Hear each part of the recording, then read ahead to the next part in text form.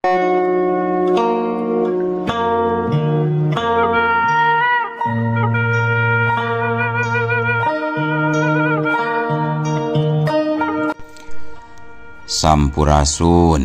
wadia balad ATE official di mana wae ayana. Alhamdulillah wa syukru ala ni'amillah.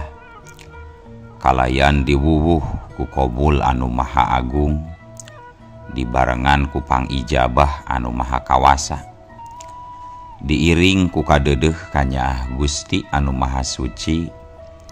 Urang ayeuna dugi kadanget ayeuna masih keneh tiasa ditepang dangukeun deui dina acara anu matuh kamemet urang sadayana, nyatana dina pagelaran dongeng Sunda jejer carita Iblis Jatuk Rawarontek jilid kadua bagian anu ka-22 nanya 22 na. Ieu dongeng mangrupikeun buah karyana Kang punten Cece Lasmi Indri ti Palihan Bandung. Kangge Cece Lasmi ngahaturkeun rewuh laksaketik kabingahan, rehna parantos ngintunkeun naskah sakaligus ngawidian mamang kangge medar ieu dongeng dina channel ATE official ieu. Atuh sumangga kanu teu acan subrek kantun subrek heula, ngarah langkung pogot sareng langkung sumangat deui ka si mamangna dina enggoning medar ieu dongengna. Nging hilap di like di komennya nu saseueur-seueurna. Laina naon, mamang masok bingah kitunya upami maosan komentar-komentar ti para wargi sadayana teh. Kalintang bingahna deui upami mah link video mamang ieu dipangeserkeun atanapi dipangbagikeun. Atuh ngarah teu nyangkolong tingkana waktos sumangga ayeuna mah urang lajengkeun deui dongeng Iblis Jatuk Rawarontek bagian anu ka-22 na. Kumaha salajengna sor cikopina betot simbutna pagan heula tali kolorna bisi morosot merezel morozol uzel-uzelan di tengah jalan. Tumpak dung dung tes.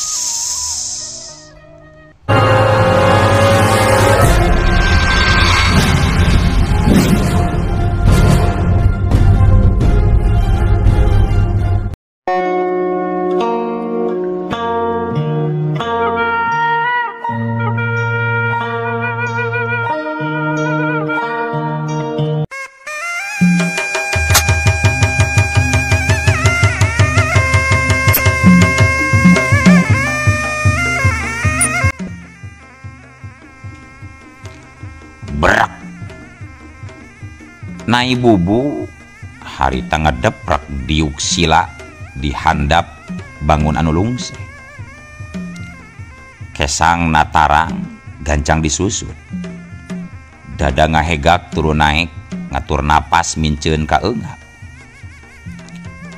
can waka bisa kukumaha can waka hayang merhatikeun kaayaan lawan anu penting pikeun manehna kudu sagancangna ngalelerkeun heula kacape, mulihkeun diri, malikeun deui kasaimbangan badan sarta ngumpulkeun pangacian jeung kakuatan. Beda deui jeung si Banaspati, kayaanana cukup ripuh. Sakujur awakna kaku sagemblengna, pori-pori kulit rembes ngaluarkeun getih hideung. Nandakeun bagian jero awak si Banaspati narima karuksakan anu kacida parah. Organ jero seperti jantung, bayah, ginjal, paru-paru jeung nu sejena angot diruksak ku ronggo bawuk. Ngancurkeun buluh-buluh syaraf, ngancurkeun titik-titik pusat tanaga jero, ngancurkeun pusat salapan indera. Puncakna si ronggo bawuk nancepkeun paku jiwo masung jiwana si Banaspati anu satuluyna pikeun dirabut kaluar.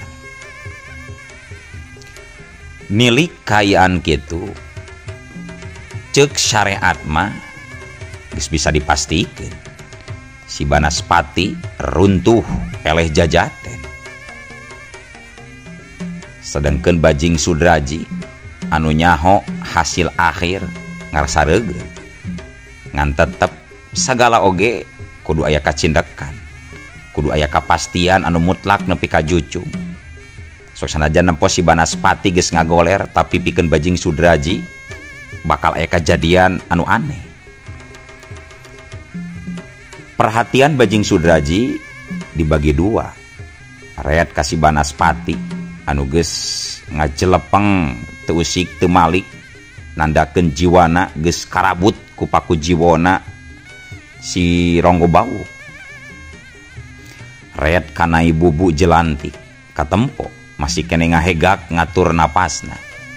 Reat deui ka si Banaspati, reat deui kana Ibu Bu, rutret. Duanana diperhatikeun bulak-balik sabaraha kali ku Bajing Sudraji. Awal nama katempona biasa. Ngan lalaunan hate Bajing Sudraji ngarasakeun kareteg beda. Indra sanding alamna nangkep aya kejadian aneh. Dajeng nyana na Ibu Bu jelantik anu awalna keur ngahegak diuksila ngatur napas. Lalaunan biwirna nyerenge. Beuki lila beuki nyengeh. Beuki lila beuki nyengeh tur nyowara anu akhirna sering gak-gak.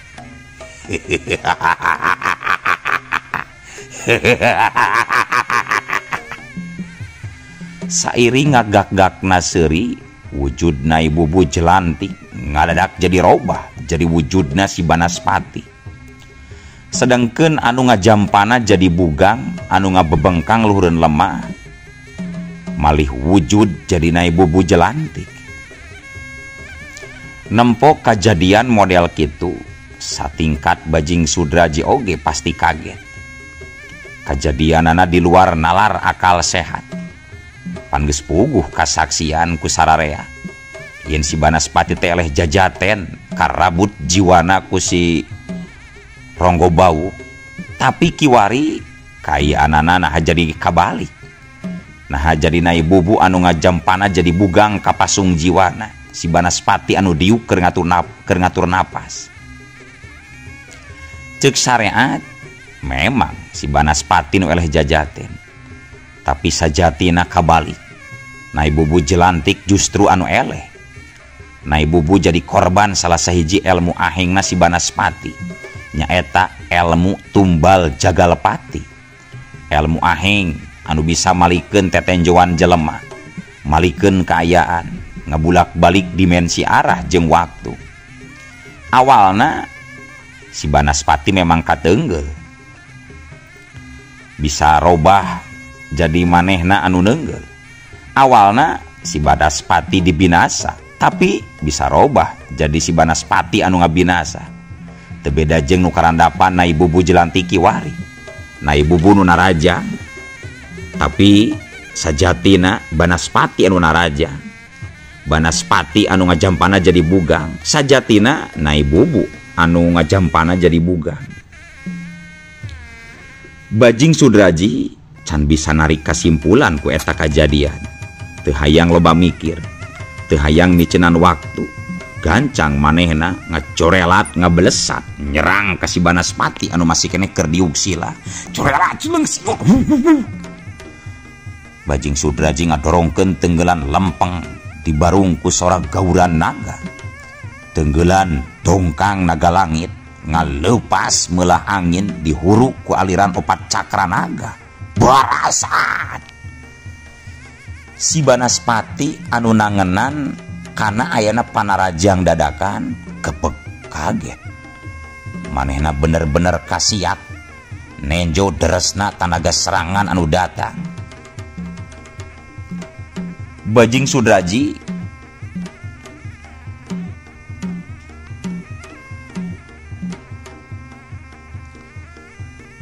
si Banaspati punten si Banaspati anu nangenan kan ayana serangan ngarenjag kaget kasiak nempo deresna tanaga serangan anu datang.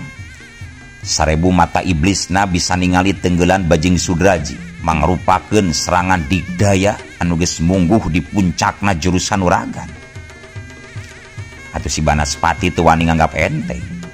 Manehna gentak luncat ka tukang. Jeleng. Leungeunna sutset babad sungsang diiring ku pilar-pilir silib iblis. Salian ngabendung serangan sakaligus hayang ngajajal sakumaha kuatna tenggelan dongkang naga langitna Bajing Sudraji. Siut-siut plak-plak des-des katup deus duar. Kakarak 4 kali bentrokan, angin ngabeledak, pecah, ngagulung ke segala arah. Sorosod, Bajing Sudraji nyorosod jauh ka tukang. Nya kitu deui si Banaspati jumarig jeug di barung kaget. Pedah teu nyangka ku kakuatan lawan. Pilar silib iblis nepi ka hancur luluh musnah, kahantem ku jurus dongkang naga langit. Da memang lain bobohongan atuh. Nu dirasa ku si Banaspati, tenggelan Bajing Sudraji bener-bener kuat. Matak peureus tur nyentak kana angen. Manehna salila 60 tahun satu tas ngasaan kumaha kuatna tenggelan Prabu Siliwangi. Kakarak Kiwari manggihan deui tenggelan hebat. Bajing Sudraji harita katempo geus ngabelesat deui majuna rajang. Corelat jeleng hus. Sanggeus nyorosod tadi, suku Bajing Sudraji nojer angin, ngatius, ngaliuk, merekpakeun tenggelan dongkang naga langitna. Wut wut wut hiuk hiuk hiuk. Untung si Banaspati mibanda Indra, punten. Untung si Banaspati mibanda Indra 1000 mata iblis. Jadi manehna bisa nempo kamana wae arah tenggelan lawan. Sakilat-sakilat cirim si Banaspati suat siat, kadang lusles di antara runtuyan tenggelan Bajing Sudraji. Wuk saset hiuk jeleng jeleng jeleng wuk hiuk. Si Banaspati ngajeleng ka luhur. Bajing Sudraji nyusul tepus teu mere omer, terus merekpakeun tenggelan dongkang naga langit. Kapikir ku si Banaspati, kayaan Kiwari teu pati nguntungkeun pikeun dirina. Kakarak manggih lawan saimbang seperti Bajing Sudraji nalika tanaga geus kakuras loba ngayonan 50 urang jawara tadi samemehna. Memehna manehna pan geus ngalawan heula 50 urang jawara angkiran. Disambung ku ngalawan Nyai Bubu Jelantik nepi ka kudu ngaluarkeun tumbal jagal pati anu ngabutuhkeun kaluar tanaga gede. Kiwari kudu nyang hareupan langlang jagat Bajing Sudraji jawara tanpa tanding. Tenggelan Bajing Sudraji teu gagabah. Punten. Tenggelan Bajing Sudraji teu gagabah kitu bae ditakis. Ngukur-ngukur tanaga anu sesa, jadi tetep ngandalkeun Indra 1000 mata iblis pikeun nyingkahanana. Wudud hiuk hiuk wudud. 200 serangan dongkang naga langit memang teu bisa disingkahan. 200 serangan dongkang naga langit memang bisa disingkahan. Ngan beuki lila durasi serangan Bajing Sudraji beuki edan. Cepet nerekteg beberebetan banding kilat. Sakur para jawara anu nyaksian kana hebatna serangan Bajing Sudraji kuat kamoloho. Meureun lieur nenjo kacepetan gerak anu tarung. Teu bisa katangkep mana jeri Bajing Sudraji mana si Banaspati. Ukur katenjo bang bayangan we jeung jejelegerana sorat tenggelan naga Bajing Sudraji. Des-des berasa dua. Dina akhirna si Banaspati dipaksa kudu ngadu tanaga jero deui. Sairing soranga beledak, Bajing Sudraji katempo jejari jegan ka tukang di barung amekan renghap ranjung. Sedangkan si Banaspati kapental jauh ka tukang. Jirimna robah wujud jadi bola seuneu tapi terus ngabelesat ke arah jauh. Satadina Bajing Sudraji rek ngabelesat ngudag. Ngan manehna kaburu inget ku nasibna Nyai Bubu Jelantik. Sanajan warugana geus ka beleger, sok sanajan warugana geus beleger, tapi cek pikirna masih bisa disalametkeun. Pilihan akhir antukna Bajing Sudraji milih murunai bubu di batang ngudag si Banaspati. Harita gancang awak nai bubu dibalikeun si Nanangkuban. Siun tak tak tak tak tak tak. Bajing Sudraji notok 7 titik syaraf, terus ngalirkeun hawa murnina, fungsina pikeun ngubaran karuksakan organ jero nai bubu. Dirasa geus cukup, Bajing Sudraji terus diuk sila sinuku tunggal meremkeun panon musatkeun rasa jeung jiwana. Nurek dilakukeun ku Bajing Sudraji nyaeta rek ngabedol deui jiwa nai bubu anu kapasung jiwana alatan serangan malindes nyerang diri sorangan. Cara ngabedol jiwa nai bubu eueuh deui cara. Iwal ti sukma Bajing Sudraji kudu kaluar tina warugana supaya bisa asup ka apal astral ngudag kironggo bau anu geus ngarabut jiwana nai bubu. Hal eta lain masalah berat pikeun Bajing Sudraji. Lain oge jawaratan patanding atuh ari teu bisa kitu-kitu acan mah. Kalawan teu butuh waktu lila, sukma Bajing Sudraji geus kaluar ngabelesat norobos lawang gaib. Tujuanana pikeun nyusul jiwa nai bubu kalawan harapan bisa kapuluk deui. Ngan lamun ditakdirkeun lain, kumaha deui, nu penting usaha heula. Gitu cek pikir Bajing Sudraji.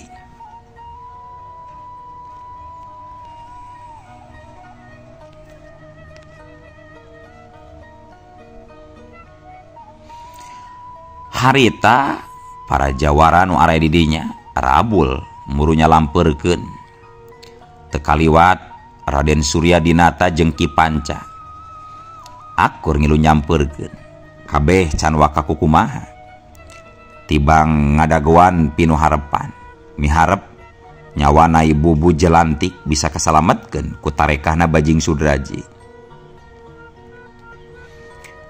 Cukup lila waktu anu didaguan dina akhirna Bajing Sudraji hasil mawa deui jiwa nai bubu jelantik. Untung masih sempat can kaburu lapur. Jiwa nai bubu sup diasupkeun deui kana wadahna. Waruga nu tadina eueuh ngarenghap kiwari ngambekan deui. Warna kulit anu tadina pias ayeuna jadi rai aya getihan. Ngan masih can sadar dumeh jiwana can bener-bener miraga jeung warugana. Nyah Bajing Sudraji beunta laju lugai. Ret ngareret ngiderkeun paneuteup ka sakabeh nu area di dinya.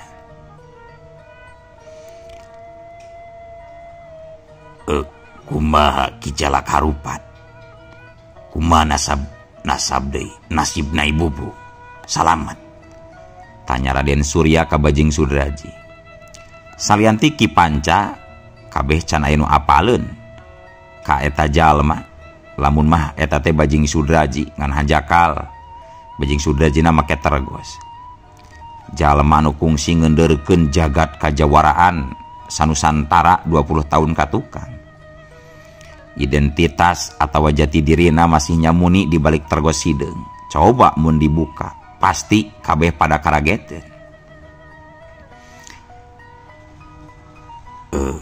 Wuwuh pangdunga sadayana. Nai bubu jelantik masih tiasa kasalametkeun Raden. Walon Bajing Sudraji ditungtungan ku ngarahuh ngalelerkeun kacape. Syukur bagja kumanjangan. Hatur nuhun kana bantosanana Ki Jalak Harupat. Sanaos jalma anu nyieun onarna teu acan kacerak. Anu penting jiwa nai bubu tiasa kasalametkeun heula. Pindo Raden Surya. Mung samentawis mah nai bubu moal waka sadar heula Raden. Kumargi jiwana nembe mulang. Janten butuh waktos ngaraket deui antara jiwa sareng ragana. Jelas Bajing Sudraji. Teu sawios. Samentawis nai bubu bade dicanak heula we karorompo. Pungkas Raden Surya. Satuluy nama Raden Surya marentahkeun sabaraha urang bawahanana pikeun ngagarotong na ibu jelantik sina dibawa ka imahna pikeun direhatkeun. Memeh amitan Raden Surya nganuhunkeun deui ka Bajing Sudraji, meupejehan sangkan Bajing Sudraji nyusul ka imahna. Sanggeus arindit kabeh alun-alun Panjalu anu memehna riuh jadi kancah tarung kiwari sepi deui. Iwal Bajing Sudraji jeung Ki Panca anu masih narangtung aya di dinya. Kumaha Ki Bajing, salira teu nanaon? Tanya Ki Panca. Kula teu nanaon Ki. Ya syukur atuh ari teu nanaon mah. Kitu geuning wujudna mangkluk anu nyieun Rajapati ke keluarga Siliwangi teh nya. Dirurub ku jubah. Asa pikasieun nenjona teh. Eta mah pikeun nutupan sajatining dirina Ki. Kitu. Tapi ilmu nama lumayan hebat. Na ibu jelantik sakitu janten luluguna di wewengkon Bali nepi ka ele jajaten. Ngan hadena we aya Ki Bajing anu ngagem anu sanggem ngelehkeun eta jalma. Dugi ka mabur napanan. Manehna mabur sanes ngandung harti tos eleh Ki Panca. Lamun manehna keur waringkas teu dibubuh ku kacape, tarung bakal langkung ragot. Gitu. Teras non maksudna eta mangkluk nebar Rajapati katurunan Siliwangi teh cenah Ki Bajing. Soal eta can kairong ku abdi. Ngan ke oge bakal kanyahoan maksud sareng tujuan sabenerna mah. Kade sing iatna pami pendak deui sareng eta mangkluk sing ati-ati Ki Bajing.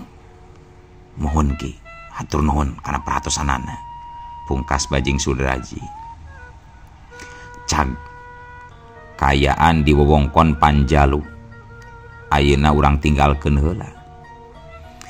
Ayeuna urang samper deui lalampahan Dewi Campaka katut nini-nini salaku badegana.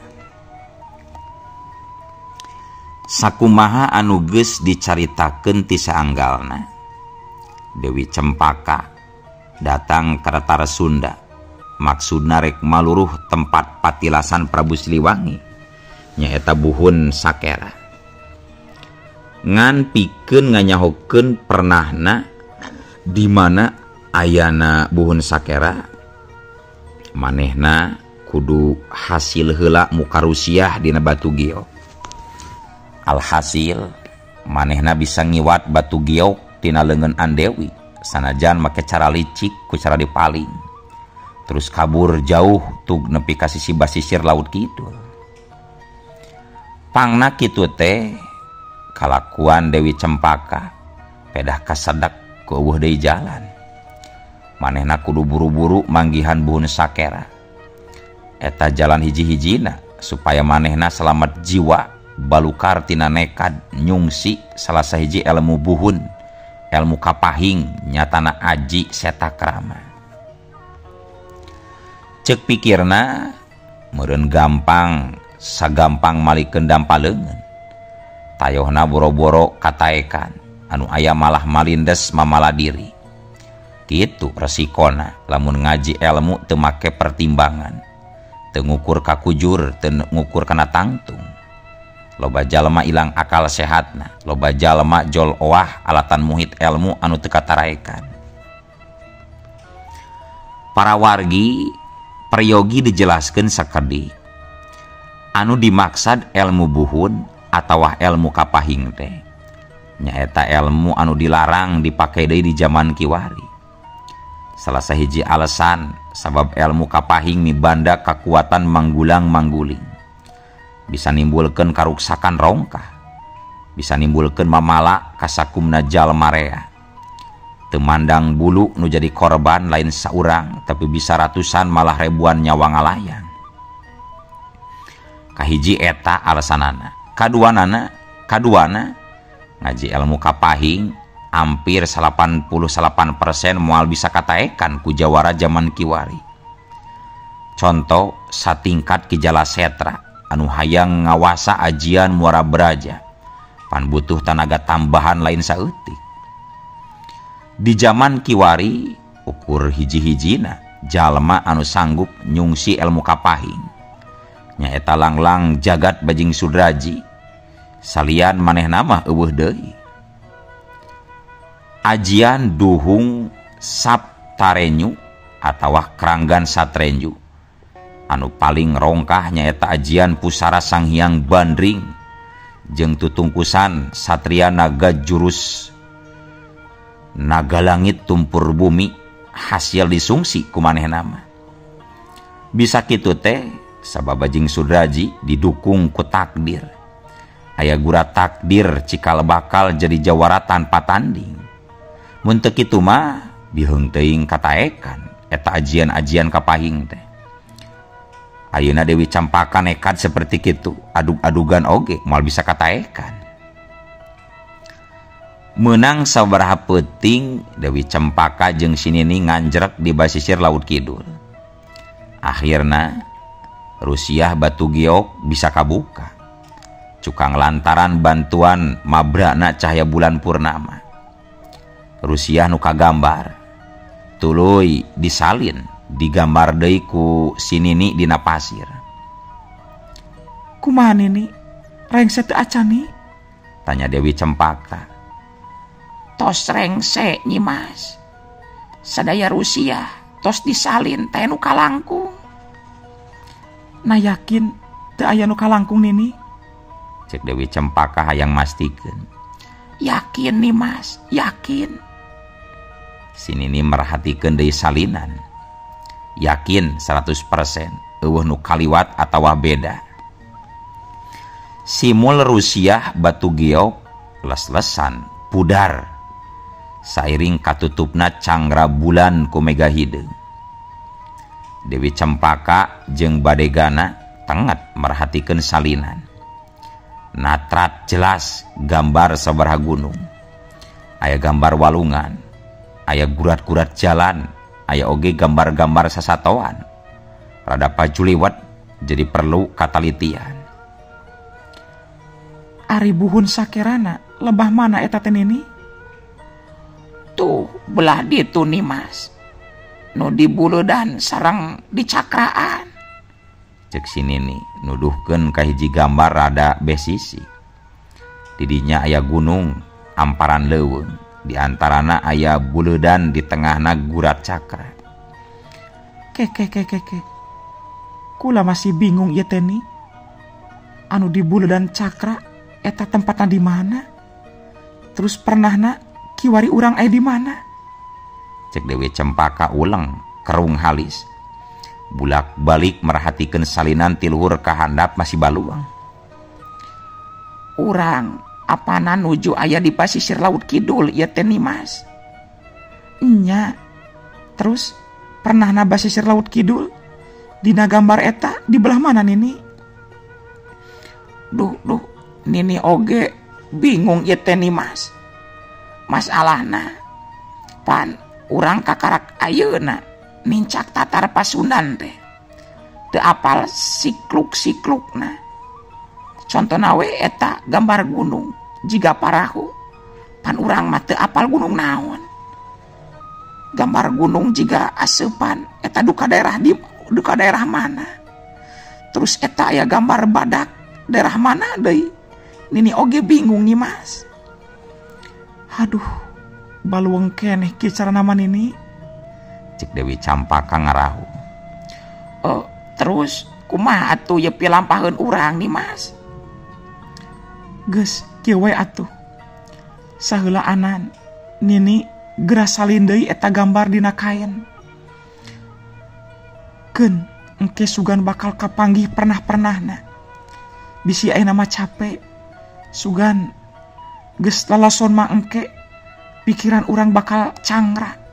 Sok aya nama gambar deui dina kaen ngarah teu kahapus. Engke urang reureuh heula. Pungkas Dewi Campaka jung nangtung.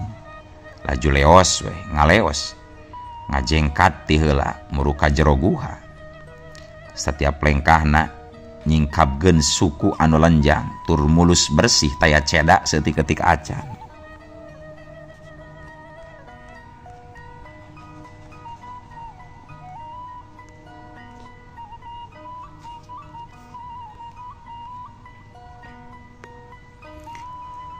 caturkeun poe isukna wanci carang-cangtihan Dewi Cempaka jeung si Nini geus dariuk di luareun guha geus nyetenan gambar menang nyalin dina kain anu disalin ku si Nini tadi peuting.